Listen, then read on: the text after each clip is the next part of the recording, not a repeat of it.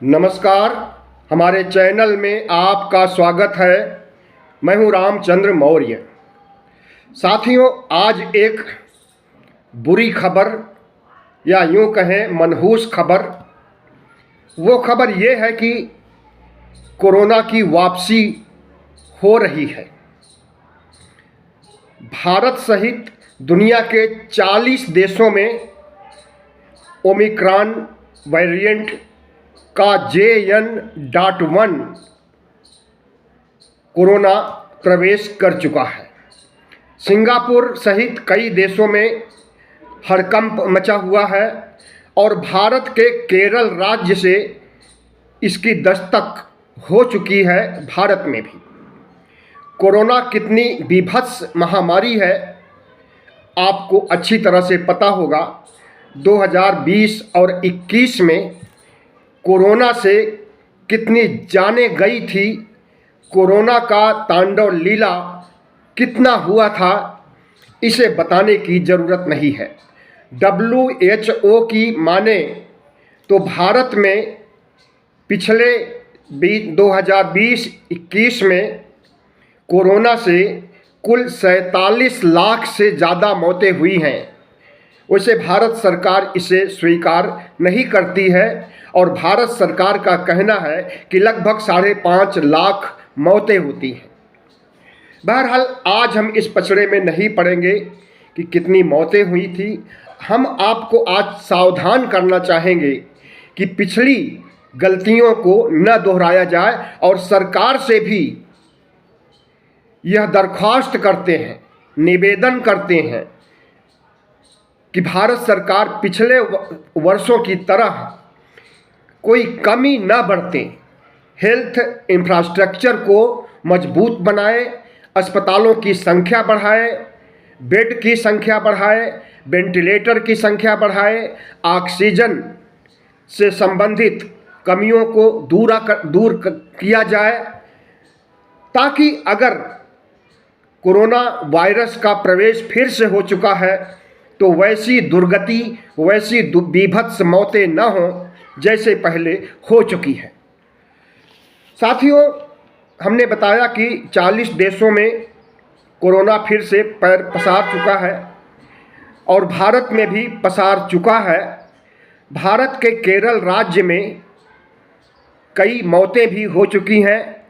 24 घंटे में 300 नए केस भी आए हैं और 341 से अधिक नए मामले दर्ज किए गए हैं। फिलहाल केरल सरकार ने और भारत सरकार ने एडवाइजरी जारी कर दी है सभी राज्यों को और अलर्ट कर दिया है कि कोरोना से निपटने के लिए सारी सावधानी अपनाई जाए और ज़रूरी उपाय किए जाएं।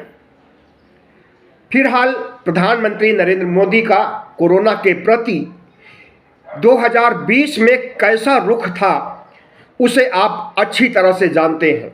जब भारत में कोरोना प्रवेश किया तो हमारे यहाँ ताली बजा करके, थाली बजा करके, दिया जला करके, मोमबत्ती जला करके उसका स्वागत कराया गया था। उससे निपटने के लिए, हेल्थ इंफ्रास्ट्रक्चर को मजबूत करने के लिए सरकार के पास न तो मंशा थी और न उसने ऐसा किया कि ऑक्सीजन की कमी न होने पाए।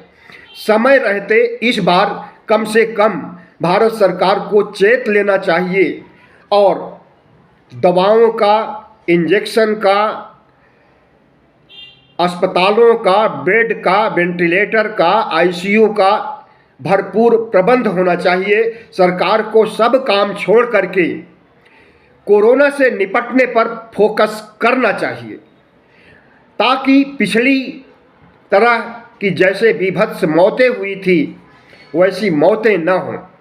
कोरोना से निपटना प्राथमिकता होनी चाहिए। और एक बात हम आपको बताते हैं कि इस बार अगर मोदी सरकार ताली बजाने के लिए, थाली बजाने के लिए, दिया जलाने के लिए कहे तो इस पागलपन पर आप विश्वास नहीं कीजिए कि इससे कोरोना भागेगा।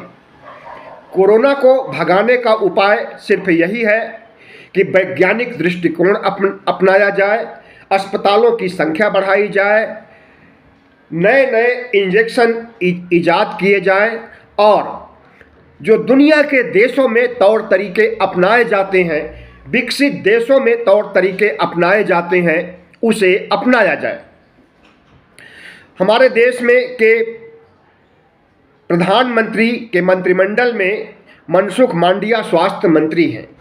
इन्होंने अभी कल ही देश को अलर्ट किया, सावधान रहने के लिए दरखास्त किया और सभी राज्यों को एडवाइजरी जारी किया कि उन्हें तुरंत इस पर संज्ञान लेना चाहिए और कोरोना के खिलाफ खास करके नया वेरिएंट जो JN.1 है, ये ऐसा वेरिएंट है जो कि ओमिक्रॉन का सब वेरिएंट है। ओमिक्रॉन से ही 2020 और 21 में कई 3 लहरों में हमारे यहाँ लाखों लोग मारे गए थे और वही वेरिएंट फिर से सक्रिय हो रहा है एक नए रूप में। तो हमें वीडियो बना करके मैं चाहता था कि आपको सावधान कर दिया जाए, सतर्क कर दिया जाए और लोगों से मिलना जुलना या एक सामूहिक रूप से इकट्ठा होना, इस प्रक्रिया को ठंडे बस्ते में डाल दिया जाए।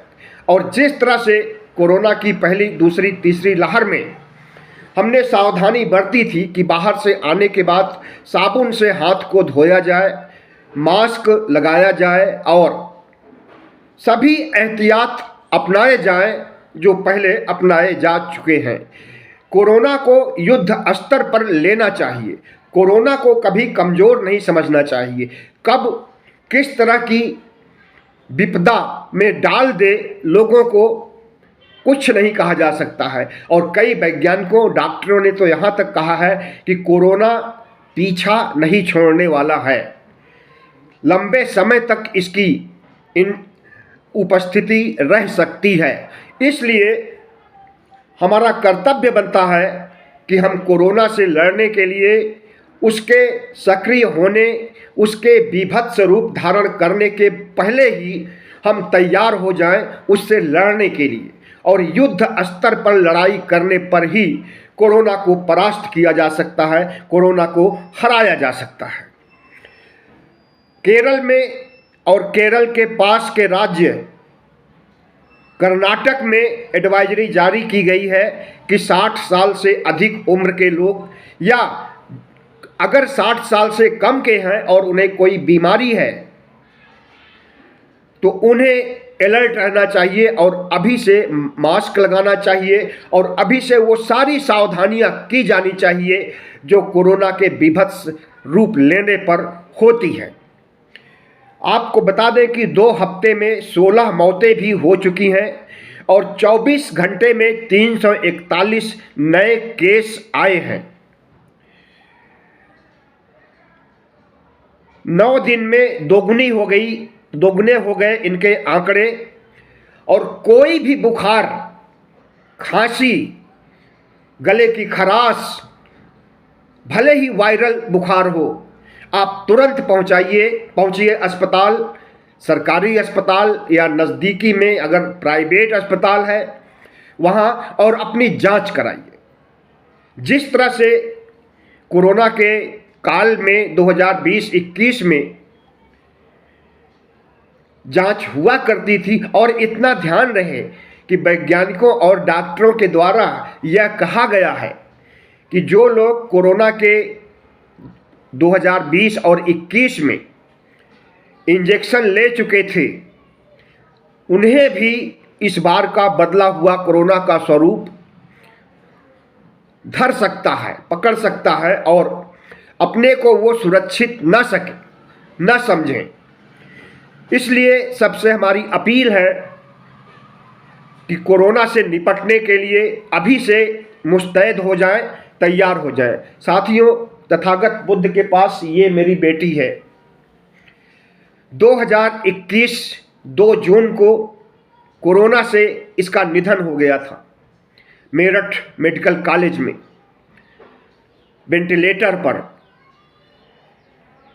तो मैं समझता हूं कि कोरोना से अगर कोई परिवार का सदस्य दिवंगत होता है, परिनिर्वाण प्राप्त होता है, तो कितना कष्ट होता है। और हमारी तरह कष्ट झेलने वाले दुनिया में करोड़ों लोग हैं, भारत में भी लाखों लोग हैं। तो मैंने इस वीडियो को वरीयता दिया और जो खबरें कलेक्ट किया था कल से आज तक वो आप तक पहुंचा दिया। और आपसे करबद्ध निवेदन है कि इस वीडियो को लाइक करें, शेयर करें, ताकि और लोग भी जान सकें कि कोरोना फिर से पैर पसार रहा है और वह जो इस बार का नया स्वरूप है उसका वो बहुत तेजी से बढ़ रहा है, जंगल के आग की तरह बढ़ रहा है। ऐसे में हमें कोरोना हमारे तक पहुंचे उसके पहले ही उसे परास्त करने की पूरी प्रक्रिया होनी चाहिए, इच्छा शक्ति होनी चाहिए। बहुत बहुत धन्यवाद। हमारे चैनल को सब्सक्राइब कीजिएगा, लाइक कीजिएगा और शेयर कीजिएगा ताकि हमारी आवाज़ दूर दूर तक जा सके।